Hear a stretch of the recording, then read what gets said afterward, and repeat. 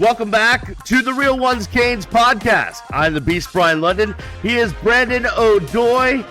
Man, do we have a lot to get to. But before we do that, I got to let you know, you got to go subscribe wherever you get your podcasts. I'm going to hammer it home every time. Subscribe. Go to Spotify, Amazon, Apple, wherever you get your podcasts, and go like the YouTube page as well. You can see our beautiful faces if you'd like to. Brandon, this might be the most jam-packed show that we have had since we have been doing this. This is officially episode 35, but we've done way more than that. This thing is jam-packed. We got a lot going on in the world of the Miami Hurricanes, and we need to start front and center. The GM, the OG, Alonzo Highsmith, has decided to leave Miami and go take a job with the New England Patriots. What are your thoughts there? Caught me by surprise. I didn't quite catch me by surprise, Beast, because at the end of the day, I think the role that he thought he was taking at Miami and the role that was carved out were probably a little distant from each other. And I think when you have the love for the University of Miami that, and Alonzo Highsmith has, you have the football IQ that he has, alignment with the staff and being able to, properly have influence on roster decisions, recruiting, and those types of things. Even the style of play is something that you want to have influence over. You've done it at the highest level. You've played, your sons played, you're invested in the Hurricanes. You want to have an impact. And, outside of the mentorship of the students, and he mentioned that and referenced that, you can always kind of tell what meant the most to people when they're on their way out and they kind of share, what it is they have to say. It sounds like he was a great off the field sort of voice. He's a been there, done that type of guy, someone who served as a mentor. But I know firsthand that he would have liked to be more influential on some of the personnel decisions and didn't quite get to that, with this coaching staff. And that's fair. I mean, things happen. Hires and fires are made. He made a decision. He wasn't necessarily fired. He made a decision to go back to the NFL and pursue his path. And he'll probably end up being a GM someday. So there's no real love lost, so to speak. It kind of didn't become what they thought it would become, he and Mario Cristobal, and he's choosing to make a decision to move on.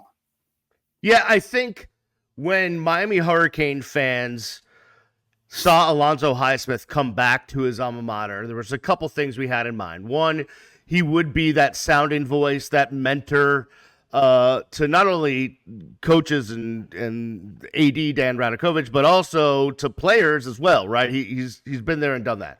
But also, with his experience in player personnel in the NFL, I didn't think there was anyone better that would be able to help in talent acquisition, especially with the transfer portal, than Alonzo Highsmith. So if he wasn't being utilized in that way, I could understand him wanting to go kind of be used in that manner, especially back in the NFL. And I'll be honest with you, I'm a little upset that it didn't work out. Well, I want to be careful in how this is characterized. I don't know how he was per se used. I just know he wasn't used in a way that he thought. He told other folks that, and those were conversations that didn't happen openly. Those were, I'm privy to private conversations that he had with trusted folks, and he didn't always feel like the best of what he can bring to the table, was what happened at the University of Miami. And so, I mean, we've all been on jobs where we felt like we could be doing more, having better influence, or we could do a better job solving certain issues and problems, and we're just, for whatever reason, not given those opportunities. And you may say, well, how is this guy not, a voice, and how is this guy, not able to have, the right amount of influence or whatever? And a lot of that can go into things we just don't know about: personality, professionalism, experience at the college level, recruiting issues. Just there's been a couple of different styles of offensive and defensive play since he got his job. I mean, you just never know. It's about alignment, and that's what I was saying before. Really good programs have alignment in every strand of the program, from the guys who are in player personnel who are going out and identifying the talent. You don't just go grab talented players. You got to have players that can play in your scheme.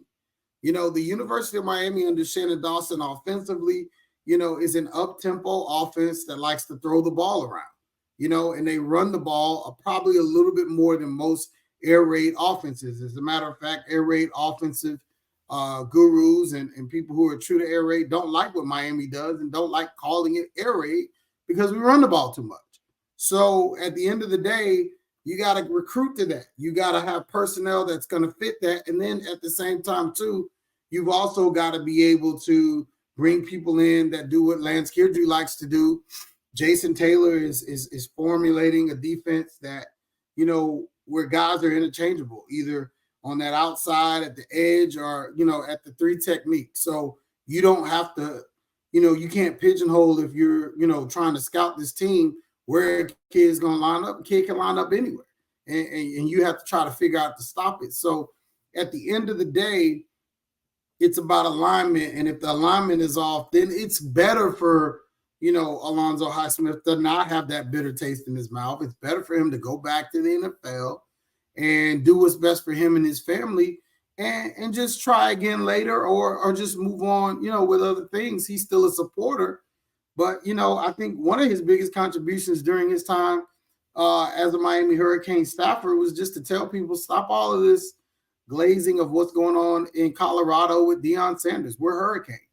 We don't need to be running out there and helping no less a Florida State Seminole, but also, just kind of, taking our talents and building up, another program. And I think, I get what he meant. I get what those other guys were doing. They were supporting Deion Sanders. They were supporting an African-American head coach who got to the Power Five, who came from the bottom. But, I mean, you needed an OG type of guy. That's not something Dennis Smith could have said. That's not something, other staffers in the recruiting could have said. It takes an OG to do something like that. And he earned his stripes. And that's what I think he brought. That was his Ed Reedish. You need an Ed Reedish, Alonzo Highsmith guy around to be able to say some things that other people can't really say, Beast. So that takes me to my next question or point, which is, does Miami look for the next guy to fill a position like that? Kind of that OG mentor, voice of reason in the program. Is that something you think they look for, or have we moved beyond that? Well, I'll give you a name that you brought up to me via text a day or so ago. Mike Rump is still around. He's still a first-round draft pick. He's not as OG-ish as, some of these other guys that have been there lately in Highsmith and Ed Reed. But, I mean, he's approaching OG status. He was on those championship teams. He's a first-round guy. He has NFL chops. He's been on the staff, through 3 head coaches now. But that is sort of a role that's been sort of created, and credit Manny Diaz for kind of carving that out. And it'll be interesting to see if Coach Cristobal thinks that that's necessary. I mean, he's an OG himself. He may feel like, hey, man, I got championship rings too. I mean, I played here too, So, we'll see. But I've enjoyed, Ed Reed and what he's done. And I think the biggest thing, particularly, and this is coming from, hopefully this, is okay to say, but I think when you have a lot of young African-American males from various backgrounds and they run into an Ed Reed on campus and they run into an Alonzo Highsmith on campus and they can be kind of guided in different directions. And, certain things don't have anything to do with race, but some things have to do with experience. It's not even so much I'm black, you're white. It's just, hey, man, you're from the Northeast, I'm from the South. You know what I mean? If I see another kid that grew up in the South, has similar experiences as me, I can guide them. Or we could be from 2 different areas, and we just had similar upbringings. We had two moms in the house, one dad traveled, we had one mom, we had one dad, whatever the case may be. Anytime you deal with football teams, you deal with culture. It's about community. Same thing here at the church. You have to, when you have community beats, you have to be able to align values and set a culture. And that's all this is about. Want to replace Alonzo Highsmith and what he brought to the table? Improve the culture. So if the culture became, he was that guy that players sat down with, talked to, he could get guys' minds right. Is he the reason James Williams played a little bit better or worked a little harder last offseason to do what he did? We don't know what we don't know. If he was a guy that was influential in certain, you have to replace that because now you have a void. Coaches have a lot going on. They have to recruit their position. They have to coach their position. They have to be administrators. You need off the field personnel to make a program great. So we'll see what happens. But if he created a niche and it needs filling, Mario Cristobal has to do that, and he will. So just a couple of names to throw out there as I'm just thinking off the top of my head. If they were to ever fill some sort of position like that, if they were really aiming high and wanted to like a associate athletic director for football, a guy who's kind of quietly moved up the ranks in the NFL, I think this is actually a pipe dream, is former linebacker Glenn Cook. He's basically the assistant GM for the Cleveland Browns.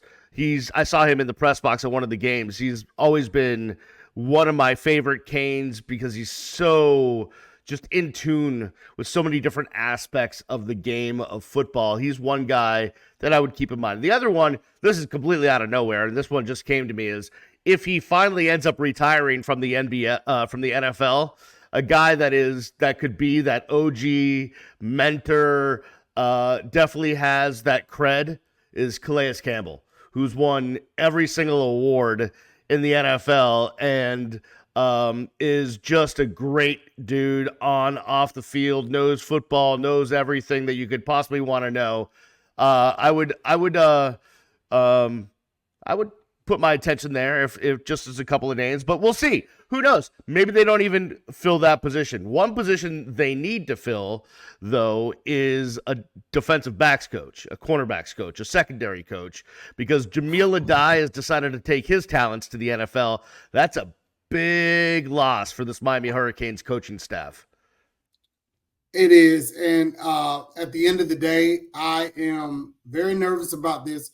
I'm looking at my notes because there are some names that I was given. And at the end of the day, Jahmile Addae didn't get enough credit for what he did here at the University of Miami. And, I see on Twitter, a lot of people are saying, well, he couldn't close on certain guys. He wasn't able to get Kamani McLean. Kamani McLean's done nothing in 1 year out with Deion Sanders, arguably one of the best corners to play. He's done very little. There's not that big of a miss up to this point. And a lot of it's been recruiting based. But what team were you watching? He developed the heck out of Tyreek Stevenson, who came back from Georgia. The guy was a second-round pick.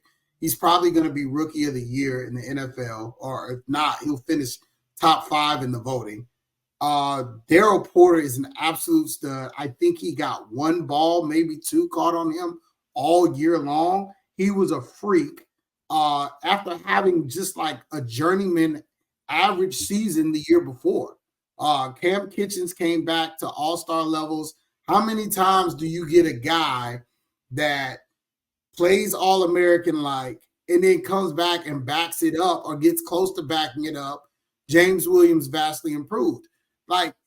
You cannot argue with results, and he got them. And that's the problem that I have with all these Addae haters. It's like, wait a minute, guys, let's not bash this guy on the way out. Let's appreciate what happened. The back end used to be a sieve for this team. You and I have sat in that press box, Beast, and watched teams absolutely torch and just terrify this Miami Hurricanes back end. And for one time, with the addition of Jaden Davis, whoever's responsible for that, these guys played. They played lights out. Couch had the best year he's ever had. He led the country in interceptions at one point. Jayden Davis was plug and play from Oklahoma, a team that had basically sent him to the bench. Daryl Porter had, all conference abilities.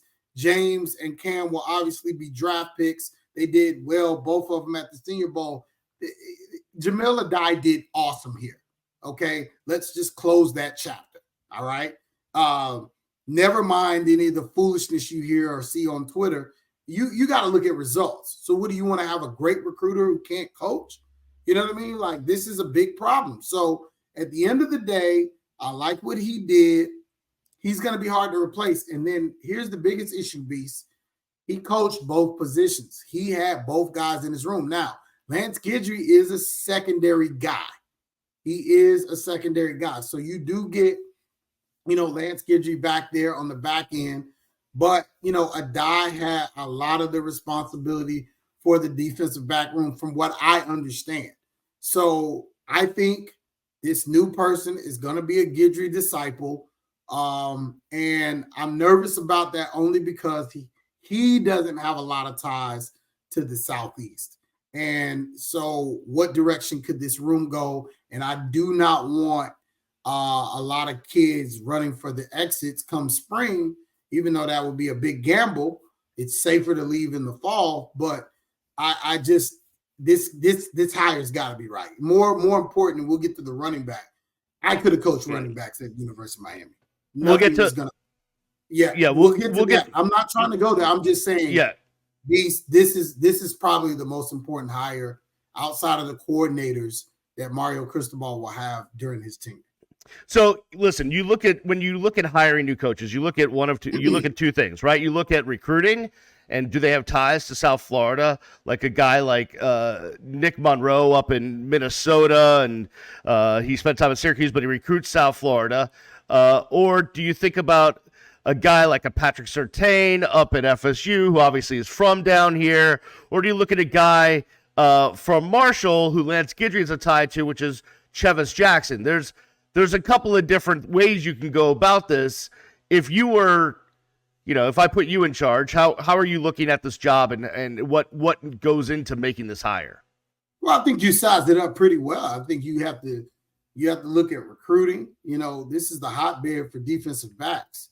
Broward County,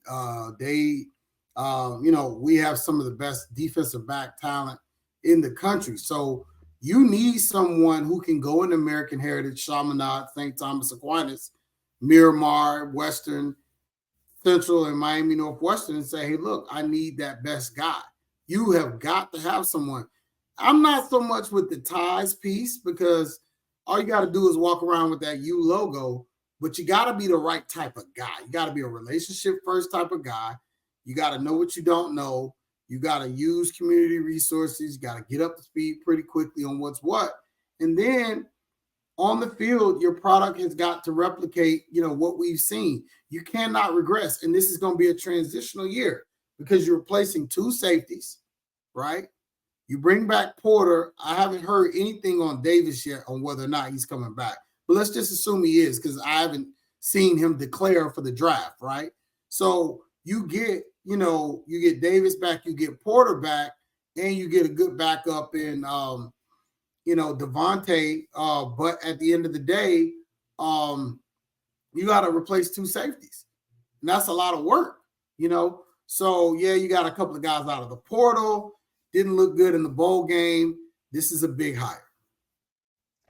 Yeah, there's no doubt about it. And we'll see what happens along the way. There are some good candidates out there, but it's always just a tough decision when you talk about, hey, what relationships do you have in the high schools where you recruit and all of that stuff. There's a lot of factors that go into it. Speaking of which, go ahead. I'll say this, and it's just buzz to me. Now, a lot of people are saying Pat Surtain, he doesn't have a lot of college experience. But one thing Pat Surtain would be able to do, I know he can coach. He coached for the Dolphins. He's coached at American Heritage. He produced not only his son, but he produced a lot of talent. One of them is Daryl Porter Jr. Okay. Yep. He might be a guy that's a plug and play type of scenario, especially given all of the people that were, recruited in the room, the current status of the room, right? You're not going to have any introductory reporter and the other kid that came from Heritage because they played for him. And, Jaden Davis is a Broward County kid. Again, no introduction necessary. Zaquan Patterson, another kid from Broward. Pat Surtain walks in. This is a guy that immediately commands respect, and there are not going to be any issues. So, yeah, he's at Florida State, but he's not a Seminole. He went to Southern Miss. He played for the Dolphins. He's a South Florida guy. I don't think he sold his house. Maybe he wants to come back home, be closer, to South Beach. He may take a pay cut, a hometown discount to come back and work on this staff. We'll see. But he might feel like he's in a good situation at FSU. I don't know what his career aspirations are. His brother was at my 7-on-7 tournament. He's a little bit older. One thing I know about Pat, he's an easygoing guy. He's a relaxed guy. He's focused. He's a darn good ball coach. He's not a Lance Guidry guy, though. So I don't know, but he's from that area. He's a Cajun guy. He played it, he's from that Louisiana, sort of, Mississippi, like Guidry area. And maybe Mario can marry these guys together because it's good for, Hurricane football. But you think Mike Norvell's going to let this guy walk out of the door? And I guess Gabby Ureta reported that he makes $700,000. That's a pretty expensive guy, but probably so was Addae because Addae was from a national championship team. He's probably making close to $1 million. So, I mean, you're going to have to pay up for this one. Two things on Surtain real quick. One, he did grow up in New Orleans. And two, he did play a lot of years with Jason Taylor, who's on the staff as well. So there's some intimate knowledge there as well. They played with the Dolphins together and did pretty well when they did so. Let's move on to the running backs coach. So I don't know that it's official yet, but it looks like Miami's going to be hiring the guy from USF and Matt Merritt. And I'm a little puzzled, I think, by the addition. Have you been able to make anything out of this hire? No, I mean, I don't get it. I don't know the connections, maybe with Shannon Dawson somewhere. I have no idea why he was hired. And it's no disrespect to him. I have no idea. For all intents and purposes, I hear he's a good coach. He's got some chops, helped develop some guys. It's a strange hire to me, but again, there are things that I probably don't know. But again, I think I've said this during this cast. I could coach the backs right now. Like, the room is amazing. Like, he's not going to be asked to make water into wine. He just needs to recruit, and he needs to just manage this room that's got a lot of talent in it, and make sure. I'm just hoping because it's him, because it's this dude that, doesn't really have notoriety and definitely has like no ties to South Florida, that a predominantly South Florida room doesn't get itchy trigger fingers and try to get up out of here. So, what's the room? It's Henry Parrish, South Florida, Columbus; Mark Fletcher, South Florida, American Heritage; Jordan Lau, South Florida, St. Thomas Aquinas; Chris Humphrey, Wheatley, South Florida, South Broward. There's a kid from Louisiana. There's a kid from Ajay, another kid from like far out somewhere. It's a South Florida room. And you bring in a guy that, is not affiliated. So hopefully he's as good as everybody's advertising him to be. I don't see it, but that doesn't mean he's not going to be good. I'm taking a wait and see approach. And like I said, I always give Mario Cristobal the benefit of the doubt. Yeah, the only thing I was thinking about the other day as I was trying to analyze this, I was sitting in bed at 3 a.m. staring at the ceiling trying to figure out why this guy was hired as the running backs coach, because those are the sort of things that keep me up. It was, well, you know what? I wouldn't have let Tim Harris get out of here. I just wouldn't. I wouldn't have. Yeah. Okay. I would have made him go OC and paid him more money. Yeah. There is no doubt about it. I think both of us would do that. But the one thing I kept coming back to is maybe this is some young savant guy that's just flown under the radar. He played at like a Division III school. He hasn't had the pub that maybe other guys have. And somewhere along the lines, Mario Cristobal, Shannon Dawson met this guy and were so impressed that they've had him in the back of the mind as, hey, if there's an opportunity, this is the young gun, this is the guy that we're gonna find. This is the dude that's been laying under the radar that we're gonna hire. Let me tell you why that may be smart. Whenever you're dealing with situations, if Miami has the kind of season that they could have next year, you could potentially lose both of your coordinators. You have to, when you get an opportunity, hire someone that can stay in-house, that can be promoted. And that would actually be positive before Canes fans blow a gasket. You want Guidry and you want Dawson to become head coaches, because that means this team is winning at a rate that's impressive enough to afford you that. You know what I mean? When Rhett Lashley went and got promoted from being an OC at Miami to a head coach position, that's good. That's positive, because that means you can springboard from this job and you're going to have people who are interested and who have pedigree. It's the same thing at Alabama. They have guys that want to go there and coach because they know it could be a stepping stone and you're going to get the top-notch guys. Because one thing Saban did a great job of, he wasn't just the GOAT because he was a good coach. He wasn't just a GOAT because he always brought in number one classes. He was the GOAT because he found a way to keep elite coaching talent through tremendous amounts of changeover year after year. It was known that people just wanted to go and get a Bama stamp and get out of there and go become a head coach.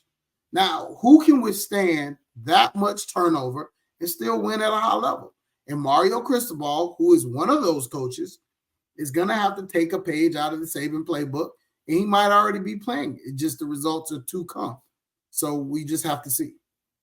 All right. Man, so much to get to, so much to keep our eye on. Miami has picked up a pretty huge commit out of an enemy territory that we've got to discuss. Plus, you know, I think we need to discuss also what kind of impact recruiting might take from some of these coaching changes. So we will get into that on the other side. It is the Real Ones Canes podcast. Subscribe wherever you get your podcasts. We'll be back right after this. And we are back here on the Real Ones Canes podcast. He is Brandon Odoi. Follow him on the socials at Brandon_Odoi. Follow myself, The Beast, Brian London, at Miami Radio Beast. And please subscribe to the podcast wherever you get your podcast. And if you're on the YouTube channel, punch that, smash that like button, punch that subscribe button, and give us a nice little comment. All of those things help. All right, we got to get into some recruiting things. The University of Miami picked up a commitment, I think, for the class of 2025, a raw offensive lineman, but the dude has definitely got some interesting measurables. I'm talking about Lamar Williams, 6'7", 280. He's huge, but Brandon, he's coming out of Gadsden County, which I believe, literally, if you go out of FSU and hook a right or a left, I forget which way, on Tennessee Street in Tallahassee, and just keep going past like I-10, you get to this kid's high school. In other words, he's right out of FSU's backyard, but he is committed to the University of Miami. I don't know the story of this kid, but anytime we can pull a kid out of that area, I like it. Yeah, that's a hotbed for recruiting talent for sure. Gadsden County in the state of Florida. But this young man is every bit of what they say he is, 6'6", 6'7". He kind of popped onto the scene at Valdosta State's mega camp this offseason in June. He was a guy that got coach's attention by running the 40. And then all of a sudden they're like, wait a minute, who's this tall dude that's running the 40 like a skill kid? And then everything you knew after that, he drew the biggest crowds for his one-on-one workouts and his position group workout as an offensive lineman. He's raw. They played him at D-tackle as a sophomore.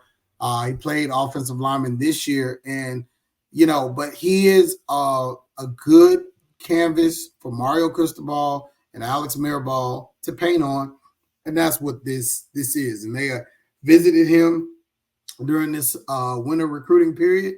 They went up in January to his school, took pictures, and he decided to, lock in and become a Miami Hurricane. Now, his recruitment is far from over, but you don't just go grab guys like that in the recruiting class. There are no guys like that in South Florida. So Miami always has to be on the lookout for elite offensive line recruits, and you want to try to stay out of the portal if you can, develop guys on the back end while some of your top end guys are playing. And that's what you did with Jalen Rivers. That's what you did with, some of the other talent that you have on this team. You want to bring guys in. You can't. Every kid's not going to be a Malgoa and just come in right away and start. So I think this is a guy that'll take a redshirt year, spend a year or two on the bench, and then you'll see him, and he's going to be big, and he's going to be moving like a dancing bear. And this is a good get. And hopefully Miami will be able to hang on to his services through signing day in December. So we spent last segment talking about all of the changes going on at the University of Miami. And, I saw yesterday one kid, in the class of, I don't know what, down the road decided to decommit. But, it's still so early for those kids that are sophomores. So much can go on. Recruiting is still wide open.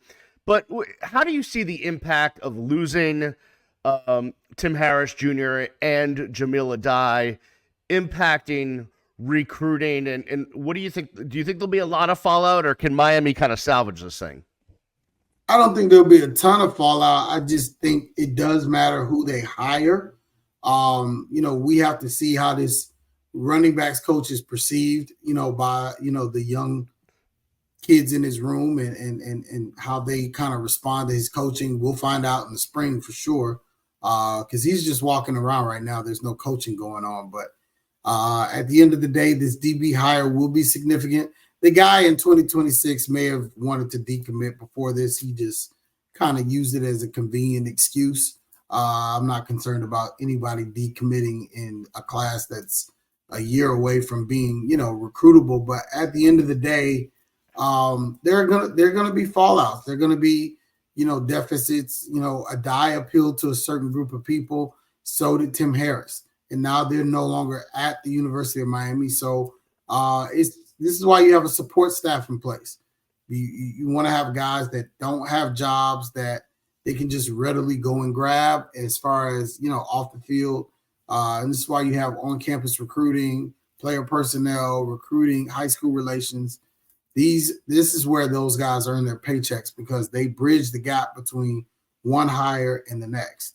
And so when you have recruits out there who are trying to figure out, what's the future of this position? Do I need to stay committed to Miami? You've got to sell the program. You can't sell coaches nowadays. Look at all the kids at Boston College. They thought they were going into 2024 with Jeff Hafley as their head coach. Now they're about to find out that either Bill O'Brien or someone else is going to be their head coach. And this is life. And this is why, kids are getting paid now. And this is why they can move, because for years, people have argued it's not fair that coaches can pick up and leave and change the life of kids, and they have no flexibility. So some impact, but it shouldn't be too significant, because you should not be going to school for coaches, because these jobs are very fluent and cyclical in nature. You bring up a great point, right? We focus on the assistant coaches, their impact on recruiting, the guys that they're recruiting, all that stuff. But that recruiting machine, that recruiting apparatus that's behind the scenes of all the dudes wearing khakis, right, in offices, and we never see them, right? I mean, certainly you have and other guys that get down there a little bit more have interacted with these people, but the fans really don't see these people on a daily basis. Maybe they follow them on X or see the social media, but for most of the fans and for most of the media, there's dozens of people that are involved in the recruiting machine of all of these colleges that we never interact with, and they're just working 24/7, 365 to keep these classes together, and they're really the ones that are like the glue with this whole thing. That's absolutely correct. I mean, Miami's unofficial GM was, and is Dennis Smith, and so he goes by the name D-Train, and he's a guy that is extremely gifted in just sort of keeping the entire engine together, and so he's Mario's right-hand man. And so at the end of the day, those two work in tandem to kind of put this system together for the University of Miami. And then they have coaches and staffers that kind of manage. Mario manages most the on the field side and gets involved when he needs to. And Coach Smith manages the off the field side and does actually have some special team, responsibilities from the football standpoint. So they do a lot down there. And but that's the new day and age with recruiting. There is a lot required for college football coaches. That's why some people are choosing to say, this isn't for me. I'm going to go to the NFL, but at the end of the day, Miami is well positioned to replace, a coach and start to continue to add to this class. And, it's a tough thing for Miami fans because in these last two cycles, Miami really doesn't start adding kids to the class that are impactors until like the June, July timeframe. So you get to sit around. So this Lamar commit, this is a sizable, good sort of early, nice prospect. But the bells and whistle recruits, you still got about 5 to 6 months before those guys start calling it a day and getting in this class. I want to give props to two guys who got themselves some good jobs. Ken Dorsey, the offensive coordinator for the Cleveland Browns. So we give props to my boy Kenny. And Dan Morgan, former linebacker, now in charge of personnel for the Carolina Panthers. He's got his work cut out for him, but love Dan Morgan, and he has done a great job working his way up on the personnel side. I think the last time Miami played at Boston College, not this past year, but before that, Dan was up there and had a good chance to talk to him for quite a while, and he's just an impressive dude when it comes to knowing the game of football. So we appreciate that. And then before we get out of here, I think we got to just for 1 second. Nick Saban is going to be on my TV every Saturday on College Game Day. And I know the rumors were out here that he was going to eventually replace Lee Corso. For now, they're going to be on together. But, Lee Corso brings the fun. I know he's older, but he puts the headgear on. He brings a lot of fun to the table. When I think fun, I don't think Nick Saban. So what are they doing to me? I got to watch this guy every Saturday? Come on. I think he's going to give us some things to think about. He knows most of these competitive head coaches. I like the fact that he's going to be an analyst, but I don't want that desk to get too big. But, they can take people on and off for segments. They've done that. I think you're going to see, obviously Coach Corso come in when it's time to put on the headgear. But I think Saban is going to give us the matchups. He's going to put into real consideration because for everything I've heard and read about him, being on previous episodes, like when he's not in the national championship or whatever, he prepares. Like he's the same guy, like the old saying, football, how you do anything is how you do everything. Like he prepares as a college football coach and he prepares as a journalist. So I'm thankful to have new blood. And, obviously with, Kurt Herbstreit had been sort of the resident football coach and the person giving us like matchup issues and what we should expect. But Saban's going to take that to a whole nother level. Yeah, Kirk probably needs to work on or focus a little bit more on his preparation rather than trying to get kids to commit to different schools and that whole aspect. Anyways. Yeah, that's a line cross. Hopefully that's not true, Kirk. You're my boy. I love you, man, even though I never met you, but hopefully you're staying out of that kind of stuff. Yeah, no doubt about it. If you want, just go Google Kirk Herbstreit and Nebraska, and that story will come up. All right, Brandon. I can only imagine what we'll be talking about next week. I can only imagine that it might be a couple of hires. Who knows who's moving on? Who knows who's moving in? Who knows what commitments are out there? One never knows. Something's always going on in Hurricane Nation. We appreciate everyone for watching and listening. Again, go subscribe to the podcast wherever you get your podcasts. Go hit up the YouTube channel. Until next time, it's the Real Ones Canes Podcast. Peace.